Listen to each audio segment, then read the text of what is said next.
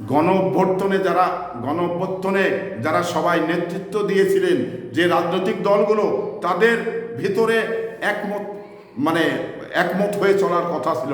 কিন্তু এই যে জুলাই আগস্টের যে 1 বছর পূর্তি না হতেই রাজনৈতিক দলের ভিতরে যে বিভিন্ন রকম বিতর্ক শুরু হয়েছেন, একে অপরকে দোষারোপ করছেন, এক রাজনৈতিক দল আর এক রাজনৈতিক দলকে ঘৃণা ছুড়ে দিচ্ছেন এবং চাঁদাবাজ বলছেন। তো এটা আমি মনে করি ফ্যাসিস্টদের আবারও আধিপত্য বিস্তার করার ক্ষেত্রে সহজ হচ্ছে আমি মনে করি। তবে এই যে জুলাই আগস্টের অভ্যুত্থানের যে সহযোদ্ধা যারা ছিল, তারা আমি মনে করি একসঙ্গেই কাজ করার দরকার ছিল। কারণ তাদের ভিতরে যখনই দ্বিমত হবে, তখন কিন্তু এই ফ্যাসিস্টরা বাংলাদেশে আধিপত্য বিস্তার করার জন্য আবারও সুযোগ নেবে। এই সুযোগটা যেন তাদের না দেওয়া হয়।